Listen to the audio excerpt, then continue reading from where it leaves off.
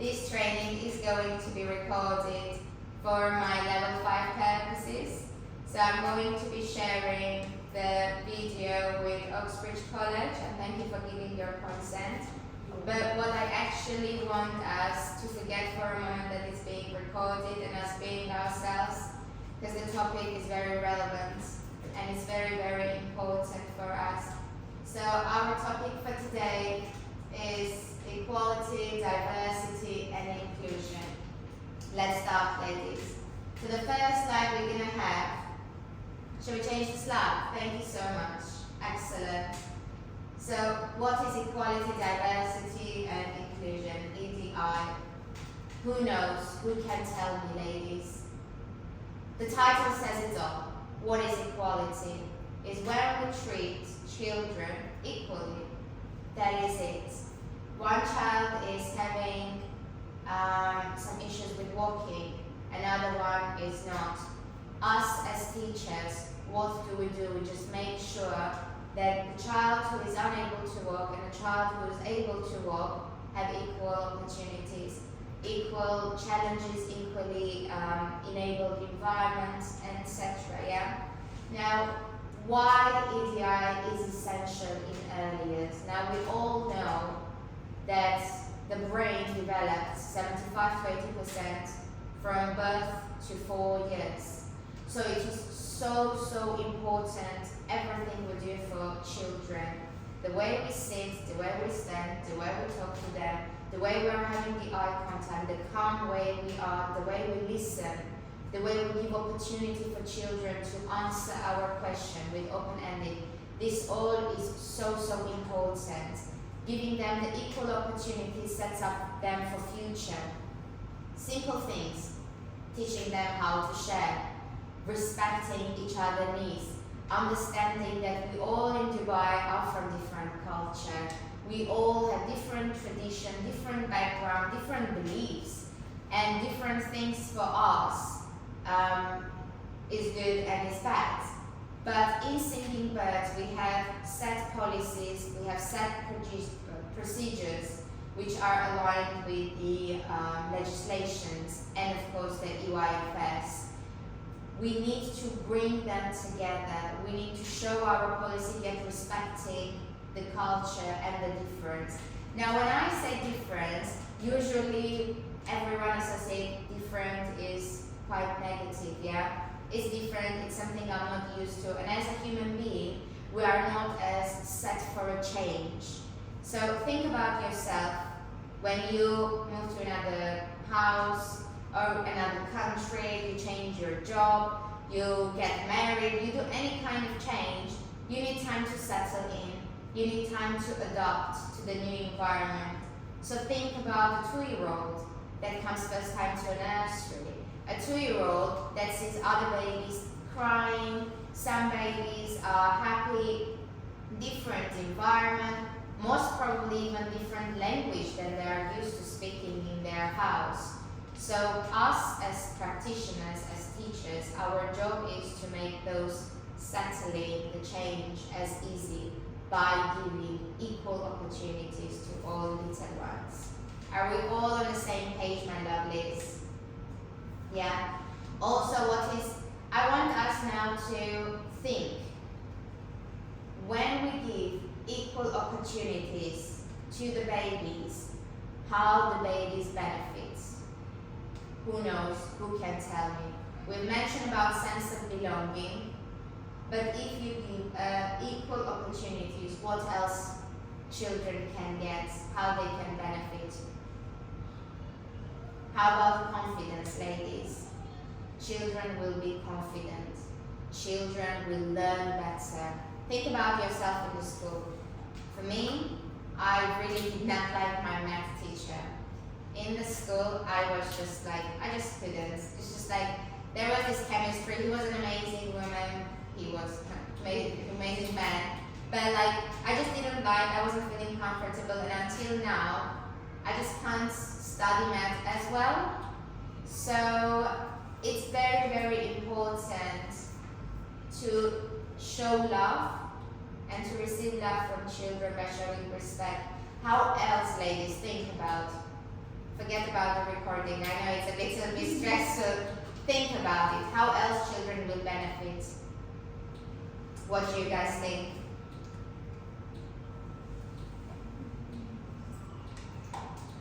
How about it preps them for future? What do you guys think? Anyone, anything? Absolutely, absolutely. Very good. Who else? Come on girls, let's loosen up. Forget the recording. Shall we move with the slides? Okay. Now, we are going to be imagining complete opposite. What's happening when we don't show equal opportunities for the children? What do you think what can happen? If one child is treated differently because of the culture, because of the color, because of whatever ability, and the other is treated differently, how do you think the children will feel?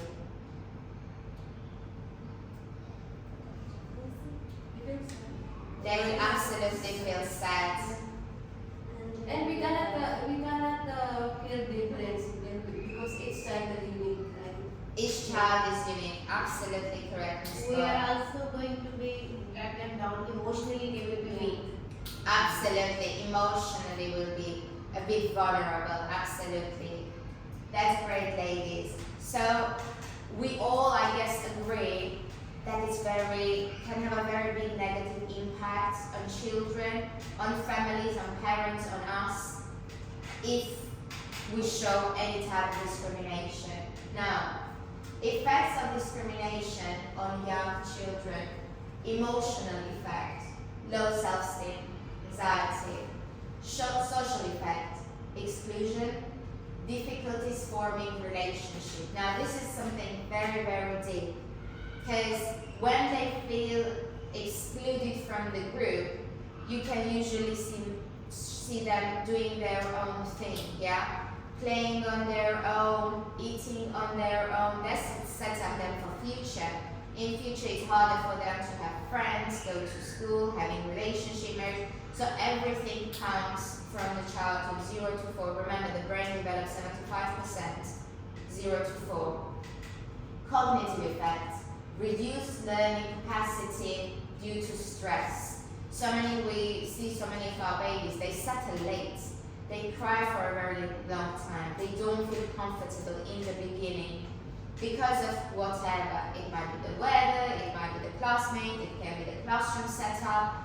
That's why when we are setting up our classroom, there is a thing, white noise, white classroom. What does it mean?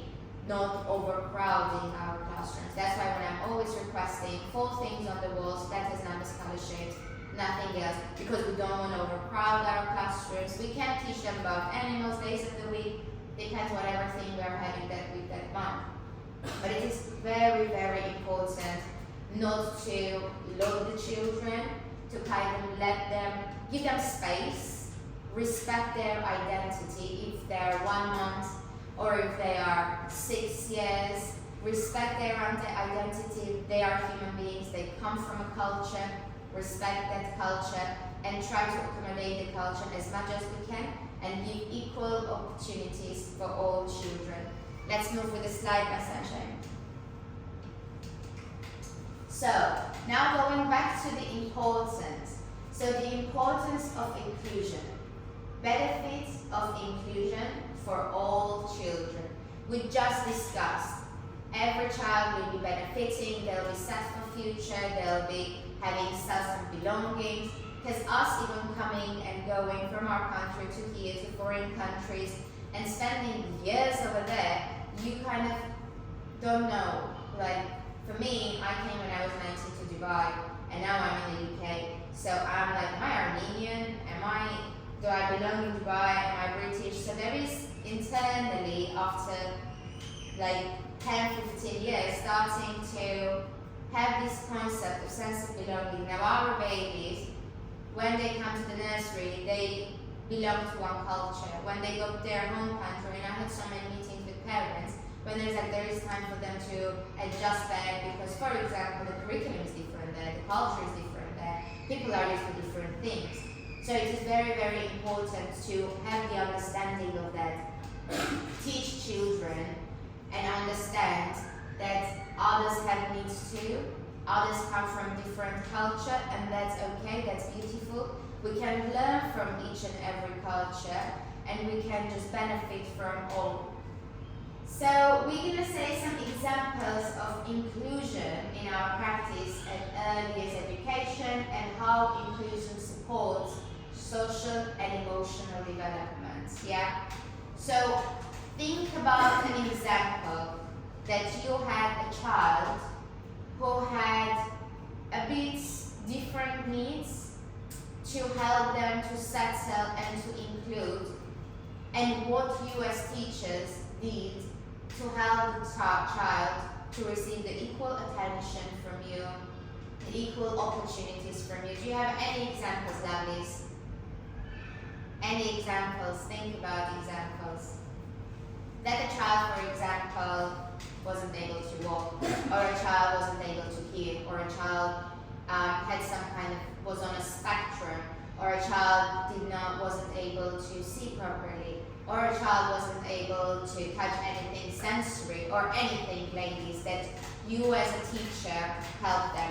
What do you think? Like an emotional, but again, sometimes I can read some idea. Yes. Emotional, sometimes some other kids cannot talk. Yes. They don't understand. Speech delays, absolutely. They don't understand what we want to do.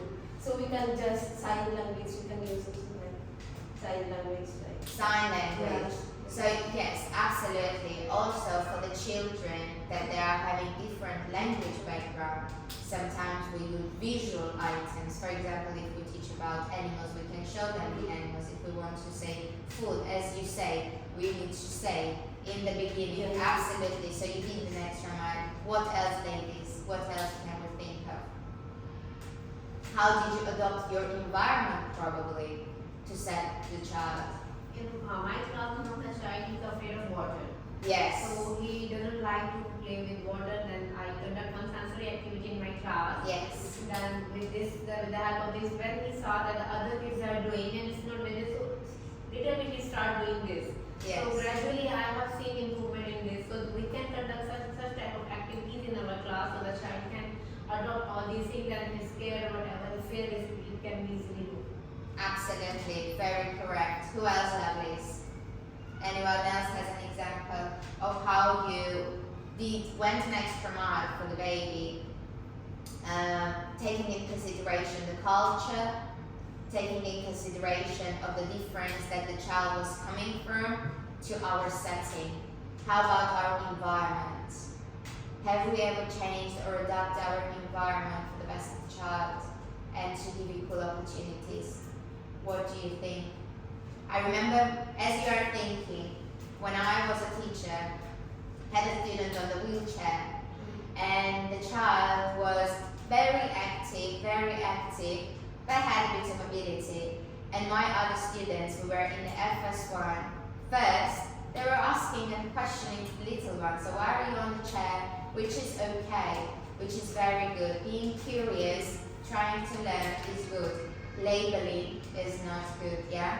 Yet being curious, understanding the difference, that's what this training is about. To understand the difference and to enable them and to make sure it's okay, yeah?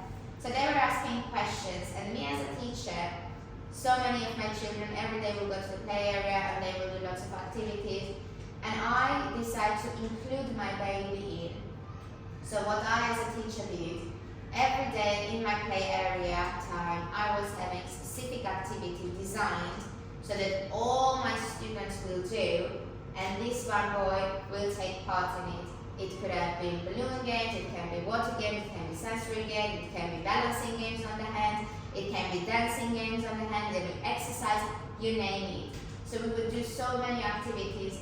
We needed to make sure, I as a teacher needed to make sure that we all are equal and even. Okay, ladies? So going further, what I want to tell you is about EDI's models. Very, very important. First model is going to be the social, which is going to be the physical ability. My example just now was about that, their physical ability of the child, etc. So second model is going to be the personal, which is, as Cora just mentioned, every child is unique. Every child is, every person, every one of us, we are so different, ladies. We have different needs, we have different likes, we have different environment, different thoughts. Children are the same, absolutely. So they are different, and that is beautiful. Our job as teachers is to understand the difference and help them bloom like flowers, yeah? So enable those things. And the third one is going to be, of course, inclusion that we're all talking about, which is basically our environment. So set up your environment. Again, the child is unable to walk, you set up the environment, move the tables the way the child is able to walk. If the child is having anxiety because of lots of colors, lots of toys, lots of this, like some of you already mentioned in their example, empty those things. So just adopt, or Miss Saha was mentioning about the water, child was scared from the water, so what she did, model the behavior, said that it's okay, slowly. We shouldn't be too pushy, we shouldn't force the child to doing anything, including food, including this. Respect the child as a person, they are. And they are very smart, they are modeling us every time. Me as a teacher, I remember the way I sit, the way I stand, the way I move, the way I speak to them, the way I say, am I polite, thank you, sorry, these, that, children were mimicking. And some of you in the higher classrooms can definitely, hopefully agree with me that they are mimicking and they are repeating everything we do. So use that in our benefit, use that to make them respect each other, understand that others have needs too. Shall we move with the slide, lovely? Excellent. So now we're going to move on to the value of diversity. How diversity enriches the learning environment, teaching children to respect and celebrate difference, creating a culture of understanding and acceptance. So at Singing Buzz Nursery, what do? We celebrate everything. Think about it. We celebrate Diwali, we celebrate Ramadan, we celebrate Christmas, exactly. We celebrate each and everything. Now, as children coming, it can be a little bit confusing. So what is this, especially the religion, especially the celebrations? So it is our duty to introduce our babies, yet keeping their identity. How do we do that? Having meetings with parents, hearing their concerns, if any, understanding where they stand, if they are okay with everything we do. We had so many parents that they were like, we don't celebrate Christmas, please make sure when the day is our celebration for Christmas, my child doesn't participate or inform us in advance. And that's okay. We respect them and their culture. Our job is to have a very clear communication with the parents. This is what we do, activities, these are the sets. Parents are happy to take part because we believe introducing to different culture, difference is very, very important. Yeah? Anyone, any examples? What is the difference with you ladies? Do we have any celebration for the difference? Think about it. Or how do we teach children to respect? For example, when we notice a child is intentionally or unintentionally is putting a label. So when I was a teacher, again, long time back, keep on remembering those days. So I was 19, 20, very young, came from Armenia, where we had just one culture, one religion, and very limited exposure to other cultures. I came to Dubai where there is everything, you name it. We have everything in here. We work with so many ladies, all of us were different. So when I was a teacher, I had this student who, as part of his religion and culture, would come, I might say something wrong, but something with a choke, they would put like letter U, and it was part of their prayers the father would do all the time. And me not understanding what it was, of course I asked the parents. I was like just curious, what is this? And the parents were very kind and they explained it's part of our religion, we put it like that because we believe 1, 2, 3. And of course that was understandable and acceptable for me. But then when I noticed my children were saying, oh, there is a dirt for you, friend, there is a dirt in here. Then it was my role to explain my other babies, my assistant, that no, this is part of tradition. If you don't do it, that's okay. They do it, and that's okay. And let's just have the mutual respect to each other. Yeah. Inclusion is all about respecting others, understanding others' needs. Yeah. Shall we move with the slides? Excellent. So ethical dilemmas in EDI. So example dilemmas, balancing culture, tradition, the safeguarding policies. So we spoke, I think, briefly already about this, about different culture, different tradition, yet we have our policies, comes from legislation, the EYFS, and from the local government. So we do need to keep whatever is right, yet having in consideration, that's why we have to kind of balance whatever comes from the legislation, the EYFS guidelines, etc., and whatever is reasonable in the culture. So the extreme version can be, we had a student sometime very recently, the parents believed in putting a belt on the child when the child was sitting. In their culture, that means educating the child and teaching them to sit and focus in one chair for a longer period, because they were telling me, if you don't put literally a belt on the child while sitting on the chair, the child will be moving around, the child will be doing this, that, and we want the academics, so it's important for us. The child was like 2 or 3, if I'm not mistaken. So that's come the balance. We in the EYFS, we in the legislation, we don't believe in putting a belt on the child. So with all respect, I've explained that in our setting is against the policy, and with all respect to your culture, it's a bit much for us to do. So there must be a balance, ladies, yeah? So there is things that are okay, acceptable, absolutely for us to do, and we would love always to do an extra mile for our parents, we understand them, but sometimes we need to be also vigilant, we also need to be our eyes open, because there are overall guidelines and the overall ethic for the child, there are limits, and complete different topic, but I'll slightly go through. If we feel, so our job, I always mention health and safety of the child, ABC will come later, health and safety, we are guardians, we need to have our eyes open. In some culture, before, excuse me, so before it might be in schools or in the kindergarten, beating with a stick. This is probably a long time back, hopefully nobody is doing this nowadays, but as an example, exactly, say how it was, as an example, beating on the hand was okay and acceptable.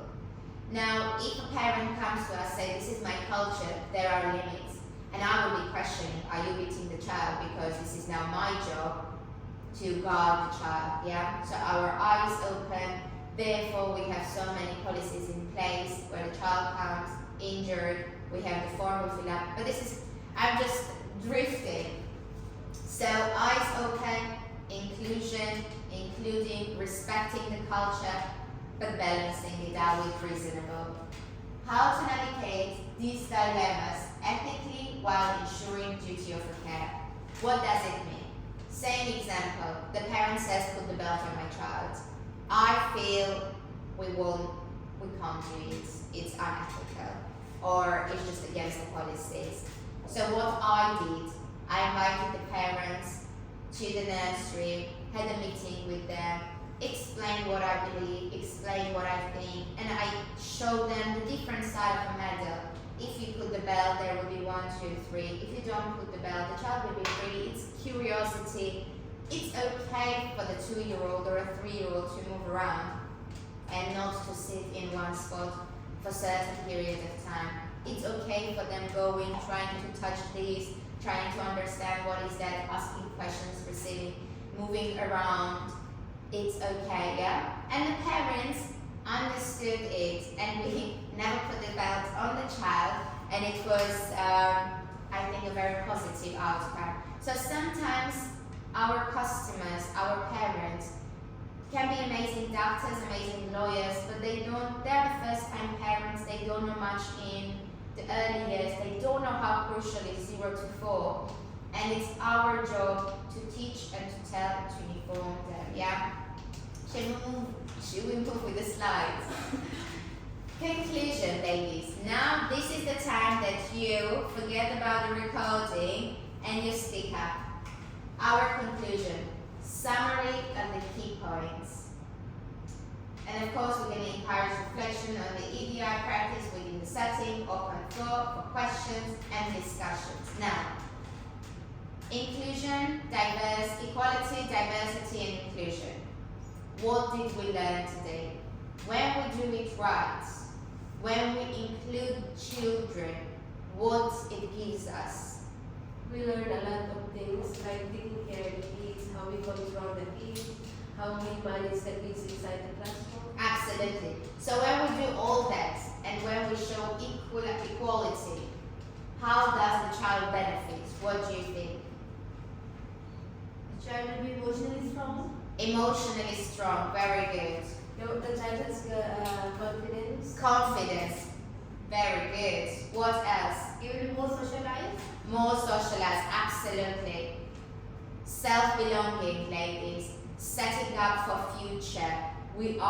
This is very, very important. Confidence, ability to learn. They love the setting. They're going to learn better. They're going to understand better. They're going to learn about so many different cultures, which is always a very, very positive thing. Any questions, my lovelies? Anything wasn't clear?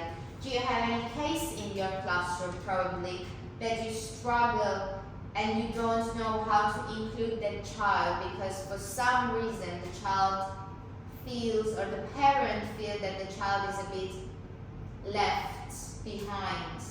Do you have any examples like that? Anything? What do you think?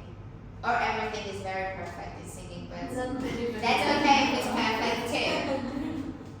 But anytime, it's very, very important. You have a challenging class, a challenging child, a challenging situation. It's important to have an open discussion with one another, keeping the confidentiality, of course, for the child and parent. But for example, I have this baby and I'm struggling. He's constantly isolating himself. No matter what I do, he just doesn't want to take part. I've tried 1, 2, 3, doesn't work. I've tried talking to the parents, doesn't work. What else can we do? So that's when the team comes. That's when ideas are coming, and that's when the flow starts. So it's always good to be trained, always good to listen some information, communicate with each other, and of course, don't forget the confidentiality. Shall we move with the slides? Thank you. Tasks for staff members. Reflect on your current practice and consider areas where EDI could be further promoted. Be prepared to share examples of challenges you have faced in managing risks related to individual rights and duties of care. Come to the next meeting with ideas for how we can improve our settings, EDI policy and strategies. Now, what we need to remember is we have to go back to our classroom and look around. Now we know about including children. Each child is different, yet you as a teacher need to give equal attention. I will tell you one example which I'm not that proud of, but I will still tell you. Again, I was a teacher, I was a very young teacher, and you know, deep in your heart, there is a child that you favor is a very strong word, but you feel a bit softer about that particular child because that child every morning will come, run to me, give hug, and we have this kind of bond with that child. And I was thinking that I'm not showing it, and I was thinking that no one except me knows it. But, so every morning the boy will come, run to me, come sit next to me, and then we are doing this, that, and everything like that. One day that boy was absent, and one of my students came to me and says, Miss Anna, the boy is absent. Can I come here and can I give you a hug? My heart melted, ladies. My heart, I don't know how I felt that second, because I felt destroyed from inside. I understood how my other babies were feeling when I was just hugging that, and he was like, an absolute no. That was the first and my only mistake. We are all humans. We can feel a bit softer to one and another because this child hears us and listens to us and behaves so well. The other is like, gives us a bit hard time, but it doesn't matter. They know it, they feel it, they can see it, they tell that to us. So please, ladies, equality is crucial in EYFS, and absolute crucial. So when you go back to your class, you have this entire new way of thinking. Reflect, look around. Who does what your teacher do, what your other teacher does, what do you do, who does the child go to, what's the key person. Just look around. For us, each and every child, as Ms. Farah mentioned, is important. They have individual needs, we need to take care of that. And of course, for our next meeting, I want you to document things. Now, when we document things, when we assess children, first thing, confidentiality, the way you keep those documents and everything, that's a completely different topic we have to discuss. Confidentiality now, I think, is more than enough to say. So be very careful while documenting. Let's take the names, initials, marks, etc. So I want you to bring back some examples of inclusion. Probably the example can be, when I went back to the classroom, I saw 1, 2, 3 child needing this. So I have suggested to my teacher that we can do 1, 2, 3 activity to include better, or have this meeting with the parents, or that. So some kind of ideas, brainstorm, ideally what went after the meeting, what was the conclusion, and everything like that. Any questions, my gorgeous ladies? Was it all clear about inclusion, about diversity, equality, equality, diversity, and inclusion? Was it all clear? Now when we go back to our classroom, are we going to be looking at our children different eyes? Yeah. Are we going to be looking at each other differently? We are different, ladies. Difference is beautiful, and let's celebrate the beauty and take the best out of all cultures like we used to. Yeah? Yes. Do we have any other slides? Or this was the last slide?